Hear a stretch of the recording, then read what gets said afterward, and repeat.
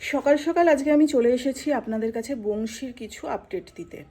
তো আপনারা আমাকে বিভিন্ন মানুষ আমাকে বংশী জিজ্ঞাসা করছেন যে দিদি বংশীকে পাওয়া গেল, বংশীর কোনো খবর পেলে? তো আমি তাদেরকে উত্তর দিতে পারছি না, কারণ আমি বংশীর কোনো খবর তখন অবধি পাইনি।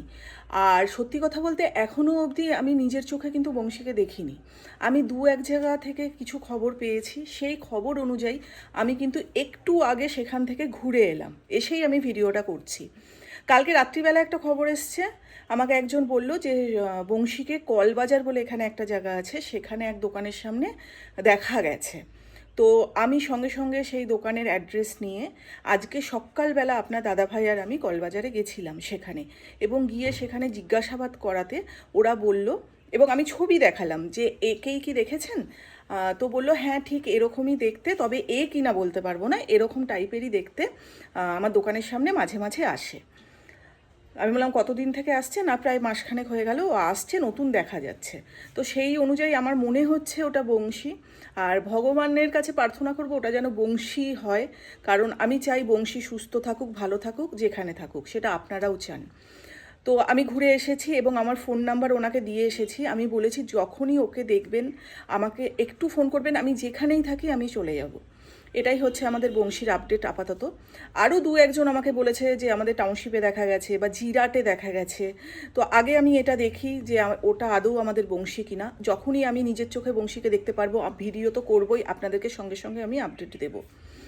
আর একটা কথা আমার বলার আছে, কিছু মানুষ কমেন্ট করছেন যে বংশীকে কেন তোমার কাছে রেখে দিলে না? বংশীর মালিক আজকে বংশীকে মন্দিরে দিয়ে দিয়েছে বলে বংশীর আজকে এই অবস্থা হয়েছে। দেখুন, কমেন্ট করতে না আর বলতে খুব সোজাভাবে বলা যায়, কোনো কিছু লাগে না, কিন্তু একটা গৃহস্থ বাড়ি, সেখানে একটা সার রাখা, আমি ভালোবাসি, মন থেকে ভালোবাসি বংশীকে। আমার কাছে কোনো ভেদাভেদ নেই, আমার কাছে সুন্দরী যতটা প্রিয় আমার কাছে বংশীও ততটাই প্রিয়।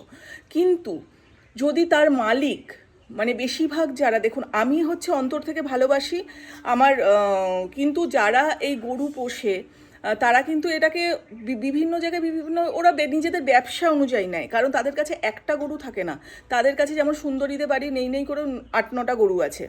এবার তাদের ব্যক্তিগত ব্যাপার, তারা ছেলে গরু রাখবে কি রাখবে না, কিন্তু যতদূর জানা যায় যে একটা সময়ের পর ছেলে গরু বাড়িতে রাখা ডিফিকাল্ট হয়ে যায়, কারণ ওরা ষাঁড়ে পরিণত হলে না, ওরা বাধা তো থাকতে চাই না, এবং একটা পাড়া ঘরে একটা ষাঁড় রাখা খুব ডিফিকাল্ট,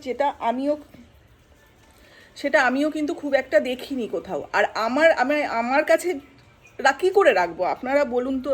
যে এটা তো আর কুকুর বেড়াল নয়, আমার বাড়িতে 19টা বেড়াল আছে, 5-6টা কুকুর আছে, আমি আরও কুকুর বেড়াল রাখতে পারবো, কিন্তু গরু বা ষাঁড় রাখা, আর আজকে বংশী বলে নয়, আজকে সুন্দরীদের ফ্যামিলিতে আজকে বেনুর মেয়ে হয়েছে, বেনুর হয়তো ছেলেও হতে পারতো। আজকে আমাদের অনেক গরু প্রেগনেন্ট আছে, টুকটুকি প্রেগনেন্ট আছে, আমাদের সুন্দরী মা হতে চলেছে, তাদের যদি ছেলে হয়, আমি তো তার পুরো ফ্যামিলির ছেলে বাচ্চাগুলোকে আমার বাড়িতে এনে নিজের কাছে রাখতে পারবো না, আমি তাদের দেখভাল করতে পারবো। তো এটা কিন্তু বলা খুব সহজ, কিন্তু এটা করা খুব ডিফিকাল্ট। আর পাড়ার মধ্যে আমি একা থাকি না, পাড়া পরিবেশ প্রতিবেশী নিয়ে আমাদের থাকতে হয়। আর সত্যি কথা বলতে এখন বেশিরভাগ মানুষই পছন্দ করে না এগুলো। আমার একা চাওয়ার ওপর কিছু আসে যায় না, কেউ যদি সাথ না দেয় আমার কিচ্ছু একার ওপর করার নেই। তো আমি যতটুকু আমার পক্ষে সম্ভব আমি করার চেষ্টা করি, আমি বংশীর খোঁজ লাগাচ্ছি। আর আপনারা প্রে করবেন আমি যে খোঁজটা পেয়েছি সেটা যেন বংশী হয়ে থাকে, আমি সঙ্গে সঙ্গে আপনাদের আপডেট দেবো। তবে আমার বিশ্বাস বংশী ভালো আছে, বংশীর সাথে কোনো খারাপ দুর্ঘটনা ঘটেনি।